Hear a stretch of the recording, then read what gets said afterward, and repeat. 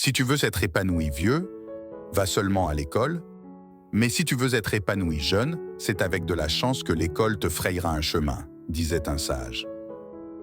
L'école et les longues études prennent pratiquement toute la moitié de l'existence d'un apprenant.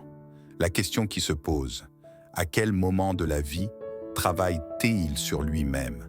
À quel moment jouit-il des plaisirs de la nature et de la vie? S'il est toujours en train d'apprendre des choses que d'autres ont créées, quand et comment pourrait-il créer des choses par lui? 35 heures de cours, soit 7 heures de cours en moyenne pendant 5 jours minimum, plus tout un travail à faire à la maison. Ça fait déjà beaucoup pour un jeune qui a aussi ses problèmes de jeunesse à gérer tout seul, ne trouvez-vous pas? Le tout dans un système où, soit vous êtes bon parce que vous avez de bonnes notes, soit vous êtes considéré comme médiocre parce que vos notes sont bien en dessous de la moyenne. Malheureusement, trop souvent, le système éducatif néglige les besoins individuels et les aspirations uniques des apprenants, ce qui les empêche de réaliser pleinement leur potentiel. Il peut être efficace pour certains élèves afin d'atteindre une certaine maturité cognitive, certes, mais pour ce qui en est des autres aspects, tels que l'esprit du travail en équipe, parce qu'à l'école, c'est souvent chacun pour soi, l'éveil des différents talents des apprenants, car l'orientation des élèves est trop figée, et bien d'autres aspects, il faut l'avouer, ils n'assurent pas au mieux cette partie. C'est dans ce sens qu'aujourd'hui, dans cette vidéo, nous allons explorer 6 façons dont l'école peut malheureusement entraver la croissance personnelle et la destinée d'un apprenant appartenant entièrement et uniquement au système éducatif. Surtout, restez jusqu'à la fin, car vous serez surpris à quel point l'école peut gâcher la vie de plusieurs personnes. 1. L'école inculque et perpétue la mauvaise notion de concurrence. Vous n'êtes en concurrence avec personne, si ce n'est avec la personne que vous étiez hier. En effet, l'école devrait être un lieu d'apprentissage et de croissance personnelle, mais trop souvent, elle devient une arène de compétition où les élèves se mesurent les uns aux autres. Maintenant, imaginez-vous constamment en compétition avec vos amis, chacun se mesurant à l'autre selon des critères arbitraires. C'est alors que l'école devient un terrain de jeu où la pression sociale, c'est-à-dire l'attente permanente d'un rendu de bons résultats et la comparaison constante de niveaux, écrase même les esprits les plus brillants. La course aux bonnes notes, aux meilleures performances et aux honneurs en général crée un cadre toxique où les uns sont jaloux des notes des autres et où celui qui a la plus forte note peut se croire plus intelligent que les autres. Être motivé à vouloir faire mieux qu'autrui, c'est bien noble de votre part, mais n'oubliez jamais que vous n'êtes pas votre prochain et qu'il ne convient pas de prendre une autre personne que vous-même comme standard de mesure. Le soleil, la lune et les étoiles existent tous dans le même univers, mais chacun brille à son tour et différemment.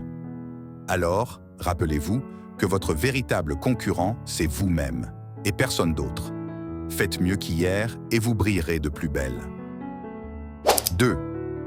À l'école, l'échec est une fatalité. Saviez-vous que dans certaines écoles et universités, des élèves et étudiants sont renvoyés définitivement juste parce qu'ils auraient échoué à 2 reprises? On ne s'en rend pas vraiment compte, mais l'impact que cela fait à ces derniers n'est pas des moindres, car le système éducatif fait croire aux apprenants qu'il forme que seuls ceux qui sont assez brillants à l'école réussiront dans la vie et qu'il est le moyen le plus sûr, pour ne pas dire le seul schéma, afin de réussir dans la vie. Et pourtant, on connaît aujourd'hui beaucoup de gens qui ont échoué durant leur cursus académique, mais qui ont quand même accompli de grandes choses dans leur vie. L'exemple le plus connu est Albert Einstein. Considéré aujourd'hui comme l'un des plus grands génies de tous les temps, Einstein a eu des difficultés à l'école et a même été renvoyé de son école secondaire à un moment donné. Steve Jobs, le cofondateur d'Apple, a connu des échecs académiques et a même abandonné l'université, mais cela ne l'a pas empêché de devenir l'un des entrepreneurs les plus réussis de l'histoire. Thomas Edison, l'inventeur de l'ampoule électrique, a été renvoyé de l'école à l'âge de 12 ans pour son manque de concentration en classe. Pourtant, il a déposé plus de 1000 brevets au cours de sa vie.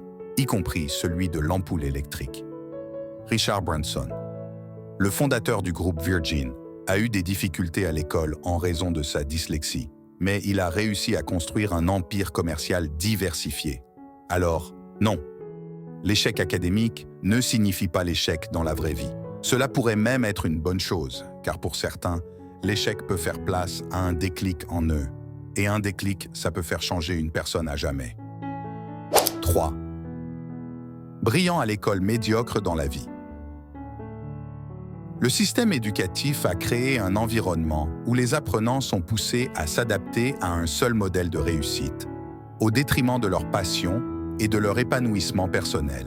En conséquence, il y a de nombreux individus qui réussissent à l'école, mais qui se retrouvent médiocres dans la vie réelle, car ils n'ont pas eu l'occasion de développer pleinement leurs talents et leurs intérêts uniques durant leur parcours scolaire. De plus, le système éducatif arrive à faire des élèves brillants, qui excellent dans la mémorisation de faits et la résolution de problèmes théoriques, par exemple, mais qui manquent de compétences pratiques et de savoir-être nécessaires dans la vie réelle, puisqu'on ne leur a rien appris de tel. Ils ont juste été formatés à réfléchir à l'intérieur de la boîte. Quelle école et jamais l'extérieur. En effet, un élève qui ne jure que par son cahier, assidu et qui obtient d'excellentes notes en mathématiques, peut trouver difficile le simple fait de communiquer efficacement avec des inconnus, de résoudre des conflits de la vie ou de gérer son stress. Ainsi, malgré ses prouesses académiques, ce dernier peut quand même rencontrer des difficultés dans des situations de la vie quotidienne, telles que la recherche d'un emploi, la gestion des finances personnelles ou le maintien de relations interpersonnelles saines. En négligeant de développer un ensemble complet de compétences, l'école prépare inadvertemment les élèves à la réussite académique, mais les laisse mal préparés pour affronter les défis du monde réel. 4. L'école, ça fait déprimer. Trop d'informations à absorber, et en très peu de temps, voici comment l'école transforme l'apprentissage en un fardeau plutôt qu'en une expérience enrichissante. Cela s'appelle la gourmandise de la connaissance, c'est-à-dire, tout simplement, trop de matière.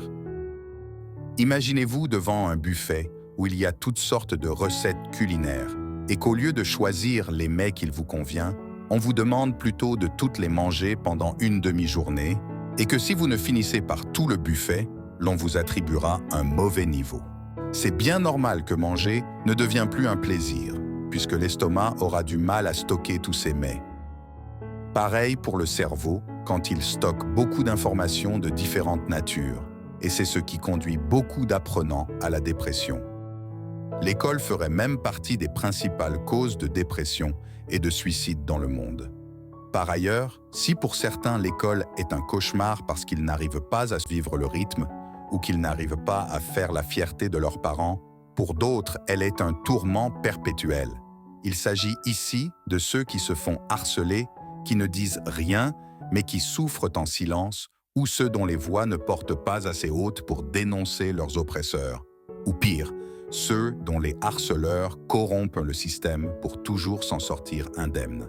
Selon diverses études, environ plus de 20% des élèves du primaire et du secondaire ont été victimes de harcèlement à l'école à un moment donné.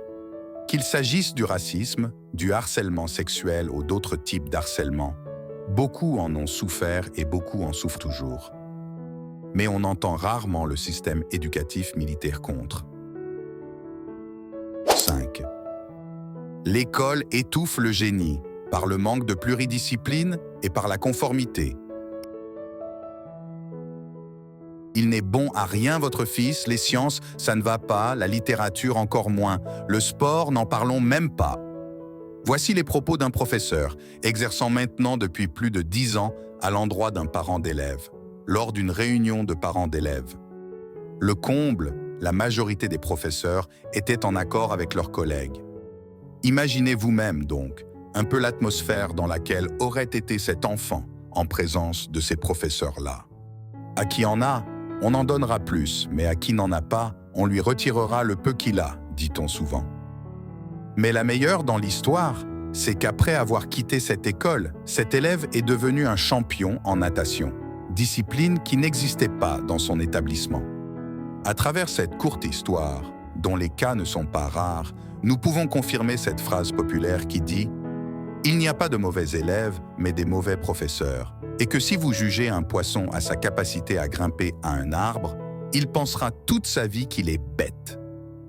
Trop souvent, l'école mesure le succès uniquement à travers des notes sur un papier, oubliant les nombreuses autres formes de talent et de réussite. Si l'élève est un artiste, un athlète, un entrepreneur en herbe ou un rêveur, il pourrait ne pas se sentir vraiment à sa place et aussi se sentir négligé par un système qui ne valorise que les performances académiques. Alors, si vous êtes un apprenant, ne laissez jamais des notes définir votre valeur. Vous êtes bien plus que des chiffres sur un rapport de notes. Votre destinée ne peut être mesurée par un seul critère. Aussi, faudrait-il ajouter que l'école, ce devrait être un lieu d'inspiration, un terrain fertile pour la créativité et l'innovation. Mais, bien souvent, elle est plutôt une boîte rigide où la pensée divergente est étouffée au profit de la conformité. Les artistes, les inventeurs et les penseurs originaux comme Albert Einstein vont malencontreusement tous se sentir écrasés par un système qui valorise la conformité par-dessus tout. Libérez votre imagination, osez être différent, osez penser différemment, sortez-vous de cette boîte rigide si vous la trouvez ridicule, car c'est seulement de cette manière que vous pourrez exprimer votre art en toute liberté. Ne permettez jamais à un système éducatif, ou encore moins à une personne appartenant à ce système, vous faire croire que vous êtes nul. 6.